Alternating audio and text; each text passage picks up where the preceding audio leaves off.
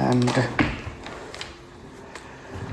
welcome to the next video in continuation of introduction to experience.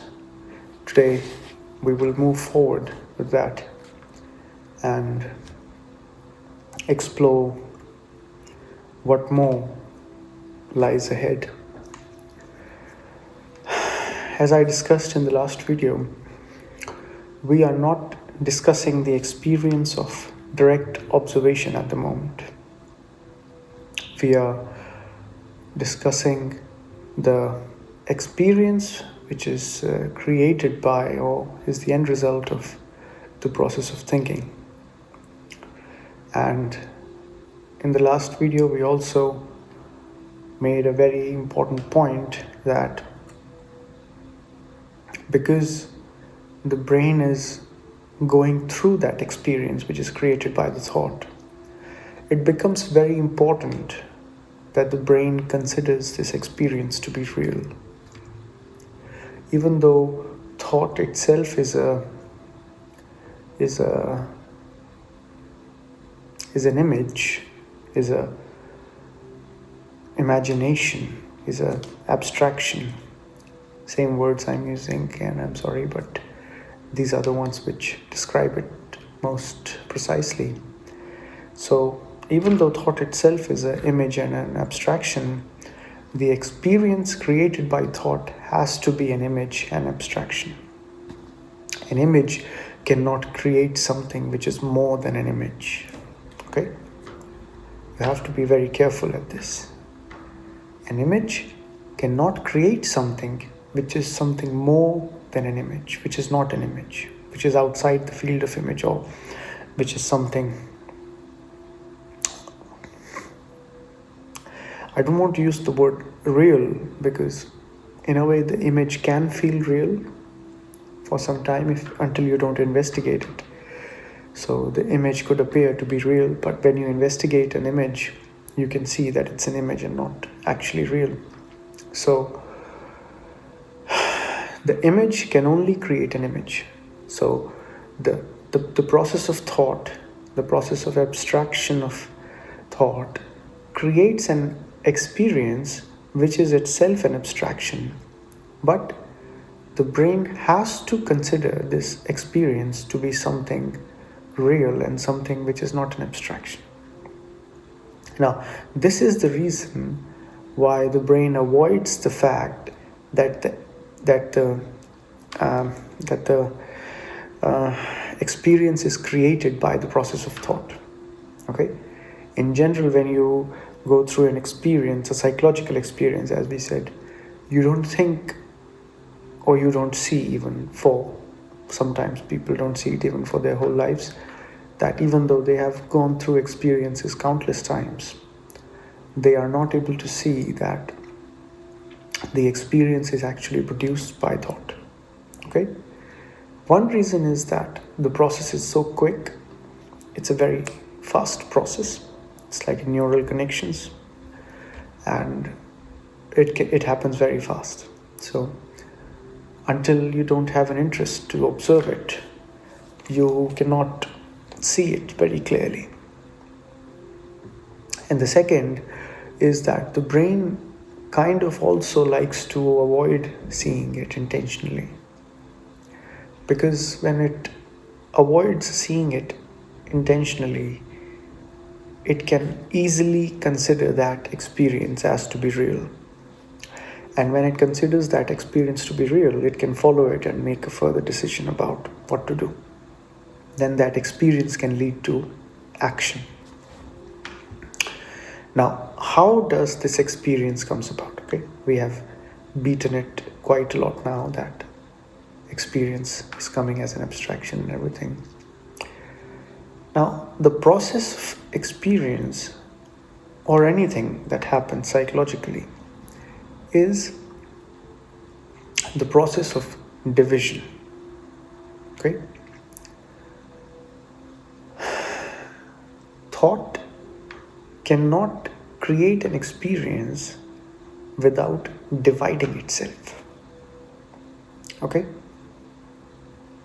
For example, think of a thought, any thought, okay? But try to look at that thought without any interest, okay? Just take no interest in that thought, but still have a thought. But don't be interested in it, just like having a thought. And you would see this type of looking in an uninterested way, without doing something about what is coming as a thought, does not create an experience actually. Okay? Because here thought is not divided into 2 points. The thought is just as one thought, and there is no interest taken into it. Now, the moment you take an interest in the thought, whether it's any kind of thought, that is where thought gets divided into 2 points. One is the thought, which is the object which is in front of you in your mind, and second is the point from where this first thought is observed and a judgment is made about it. The judgment could be positive, negative, or any sort of judgment. Okay? But in this case, the making of the judgment breaks thought into 2 points. So you would see, when you don't make a judgment about the thought, when you are totally uninterested about the thought, then thought is not producing an experience. Okay? Or it's very difficult to be totally uninterested about the thought. Okay? If you are feeling some kind of experience, it's because you are not being totally uninterested, because it's not in our habit. But still, you would see that if you try to be not interested in the thought, the intensity of the experience is very, very low, very, very, very, very calm. And on the other hand, when you take interest in thought, and that interest could be positive or negative, anyway, you can say this is bad or good or whatever, then that very interest, that taking interest, breaks thought into 2 points. The one who is taking interest and the object in which interest has been taken into. So when that happens, when that judgment happens, that is where experience starts to happen. Okay? Now, the clever thing that the brain does, or thought does, or they both do together, is that when you see a thought coming inside of your mind and creating an experience, the brain is only aware of the thought which is in front of you. Okay? The brain is not aware that thought has actually broken down into 2 points. Or, in other way you can say, thought is cleverly hiding the fact that it has been broken into 2 points. One, the entity which is judging what's in front of it, and the second is the object which is being judged. Okay? This is a little difficult, I understand, but I'm trying my best to keep it very simple. That the way it is happening is that for a normal observation which is not paying attention to it, all that happens is that a thought comes and emotion is born, and you think that this thought has made me emotional. Okay? For example, you think about the day you passed an important exam, okay, and you felt so nice, and it could be any example related to it.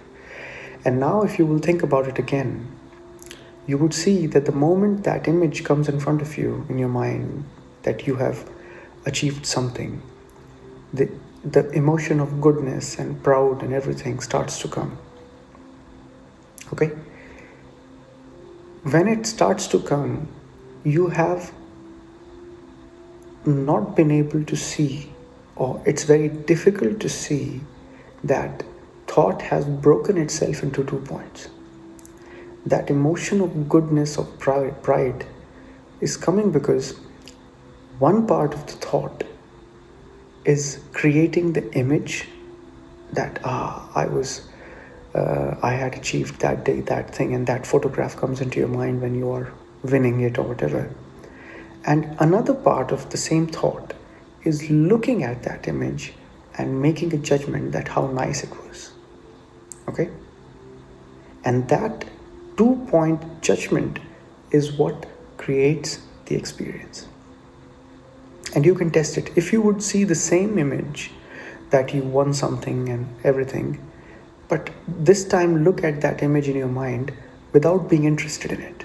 Don't make a judgment about it. Just randomly look at it.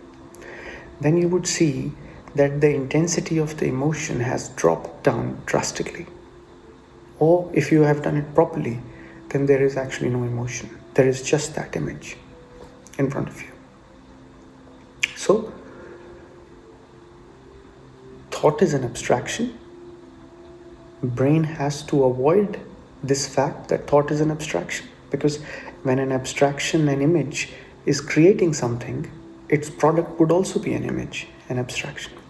So the emotion that comes is also an image, an abstraction. But thought has to hide the fact that thought has created that emotion. Or brain has to avoid the fact that thought has created that emotion. And what it does is, then brain assumes that the emotion is coming from something deeper, from the soul or from the inner self, or all the definitions that we have given to. Okay? So then we say, no, the emotion is coming from my soul or from my deeper self. And that gives a tremendous value to emotion, because it's coming from something true, something deep. And then, because that emotion has achieved a tremendous value, you must act according to that emotion because it is of tremendous value. So then it becomes a chain. But if the brain observes that the emotion is created by the thought, if the brain can see how thought divides itself into 2 points, and then the interaction of those 2 points creates emotion, then the brain can observe that as thought is an image, as thought is a process of abstraction, its baby, the emotion which is the baby of the thought, is also an image, an abstraction. And the moment brain sees that emotion as an abstraction, that emotion loses tremendous amount of value. And when that emotion loses tremendous amount of value, it is not connected to something deeper or other things. And hence, there is no need to act according to that emotion. Then you have to collect extra information, or in other way, you have to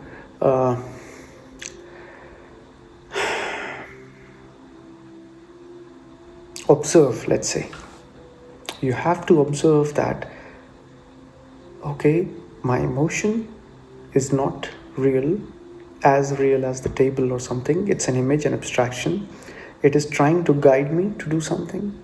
But because I have seen that it's an image, I would not take it too seriously. I would also consider my live observation of that moment into account while I make the decision. Okay? So the experience of the observation, that we are not touching at the moment, that's a totally different game. But at the moment, we are going into this basics of how thought is creating an emotion. Okay? And then we can take a few examples of different emotions, but all those emotions will follow the same pattern of thought. Okay? So the first thing for us to see is that thought is an image, because it's a process in the neurons, and it's always felt as an image, even if as images and something. Then thought is creating emotions. Then if emotions are created by thought, they must be essentially images as well. Even though they don't feel like images, they feel like something tremendously real. Okay? Why they feel like real? Because brain is not observing the complete fact, how the emotion is getting created. Or you can say it the other way, that thought is hiding the complete fact from the brain, that it is getting divided into two. And can it be observed then? Can you see this happening? Okay? And the very easily litmus test is to see something without interest. And you would see the same image seen without interest gives a very low value of emotion, or even no emotion at all. Okay? So that would be your litmus test, that okay, why is it happening that when I look without an interest at the same image, there is no emotion, or there is a very slight wave of emotion. But when I look with interest on the same image, there is a huge emotion.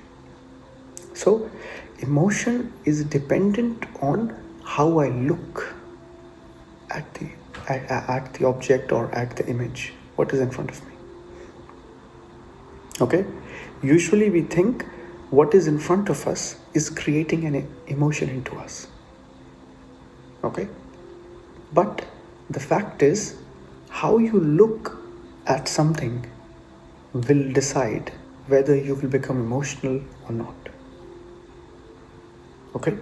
So, can you observe this phenomenon? And when you will observe it, it would require a tremendous amount of interest, curiosity, and attention that, yes, I have to see it. And I have to be very attentive to see that. You will get countless chances to do that during your whole day, because we go through loads of emotions during the whole day. And when it happens, catch yourself. See how the process is going on, as a scientist would re-verify someone else's work. Okay? So I'm proposing a mechanism. Now you have to test it in your life, and then see that, yes, this is how things are working on. Okay? So how you look matters a lot, not what you look at. I hope this is getting clear. Usually we think the object is making us emotional. It's not exactly like that. Okay? So I hope I was able to make something clear. If something was fuzzy or something like this, then please write to me in the comments. And some comments are coming. And yesterday one of our viewers commented that the content is helping some people, and it's nice that some people are feeling the benefit of it. So please try it. Without trying, it's all just words, and words are actually no value, because there are too many words everywhere. The whole YouTube is full of words.